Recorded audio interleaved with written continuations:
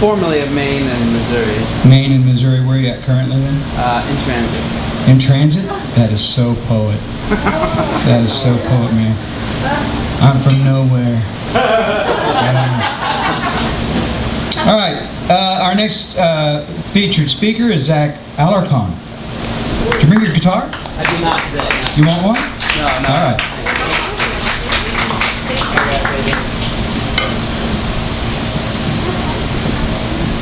Good evening, fine folks. I want to thank Mr. James Bryant for putting on another Spofest. It's wonderful to have some readers and writers and thinkers and listeners out there to share in the community. We were supposed to give a little bio. I'm formerly of Sedalia, Missouri. Lived here for many formative years. Made an exodus about 15, 16 years ago, and have been enjoying the road a little bit since.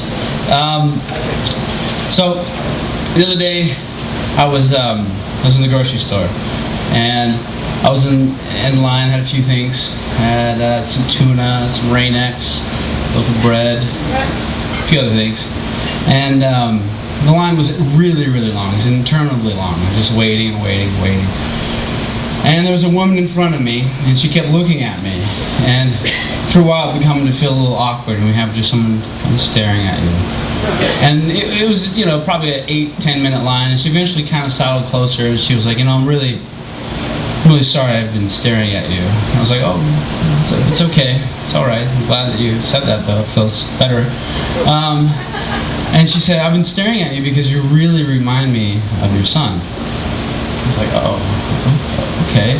So we chatted for a few minutes, and then she was like, would you mind if I showed you a picture of my son? And the line was so long, and we really hadn't moved much, that I was like, yeah, you can show me a picture of your son. She's like, you really remind me of him, and I haven't seen him in so many years. And she takes out the picture and shows it to me. It looks nothing like me. In fact, he's Chinese. So I politely say, all right. Wow, okay, what am I supposed to say? I feel uncomfortable and awkward. And she says, I really want to ask a favor of you. It's been many, many years since I've heard my son say, goodbye, Mom. So when I leave the grocery store, will you say, goodbye, Mom, and I'll say, goodbye, son. And I was like, yeah, no. She was just looking at me with these really tender, loving eyes, and I was like, yeah, no. And then finally, yeah, I guess I could do that. And so she's, all right, she checks out big groceries, and then as she gets to the door, she turns around and she says, goodbye, son. And I say, goodbye, Mom. And then she goes out the door, and I'm thinking, wow, I wonder if I have to tell my mom about this. That's weird, And so I check out my 4 or 5 items, and the clerk says their total is $479. I'm like, whoa, for a few little things, I don't understand how that could be. And he said, he said your mom was gonna pick up the tab. And I was like, no. So I gotta leave my items there, and I run out, and she's already loaded, and she's shutting her car door, and her leg is still sticking out of it, and I start pulling on it, just like I'm pulling your leg.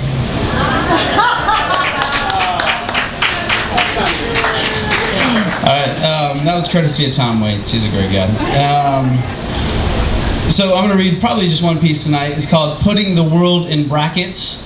It's a monologue from an unfinished play. And putting the world in brackets could be also said putting the world into a parenthetical note. So it's a footnote for something larger.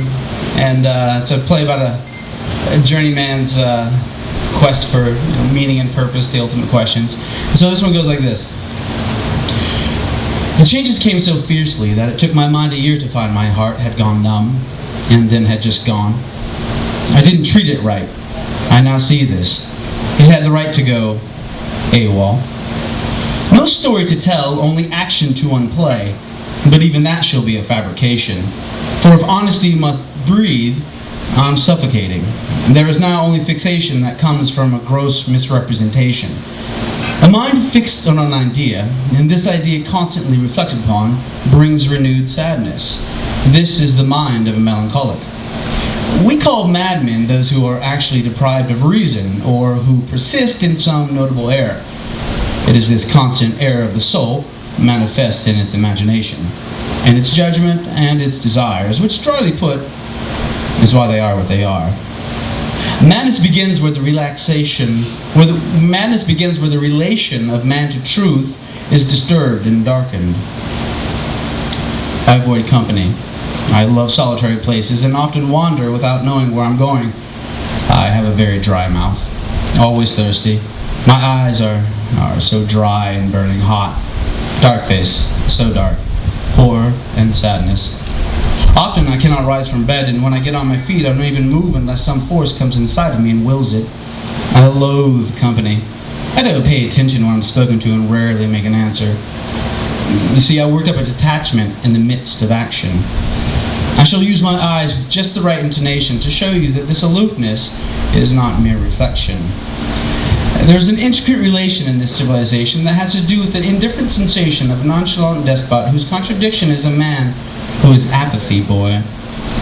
If I'm at odds with some truth, then I must lose, in some romantic way, the light coming when it is darkest. Only each new moment I think it's darkest. I have lost nothing because no thing was not mine to lose. It's not a play on words, it's a battle with meaning. Meaning has certain implications.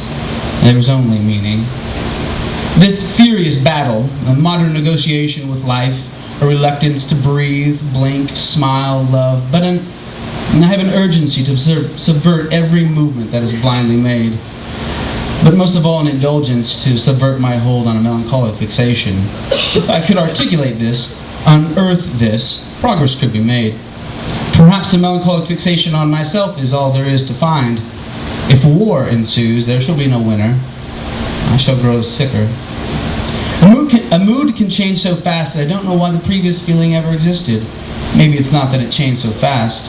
Here. The present that was focused on some future in the past that became a future that is present. No. The next breath I drew was there and I didn't understand why. Talking does not cure my solitude. Drunkenness does not cure your dullness. The fallen life, the dark wood. Or shift away, I am much stronger this way. Or so I thought, though I may at times disagree. It is just as opportunistic as wanting to believe that whatever I feel is natural, which is of course not true. It is only not true if the world does not solely exist in my own head. For I like to think that the world only exists in my mind. I like to think that I'm the god of my own world, and I admire myself in my godlike status.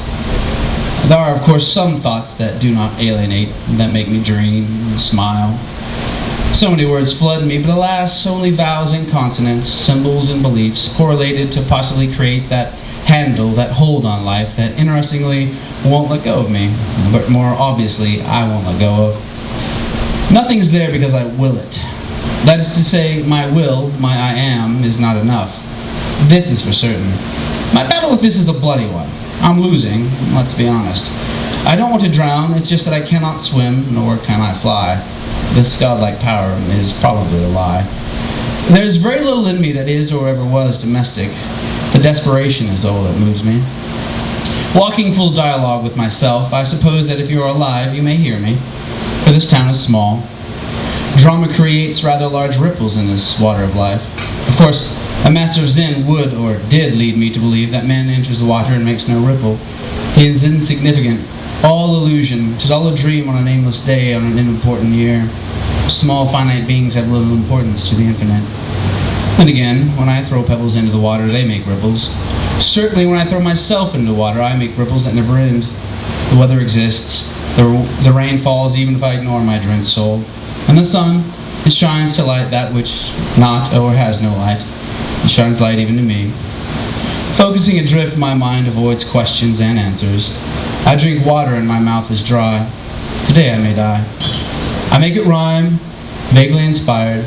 Maybe in time I'll feel the fire. Thank you.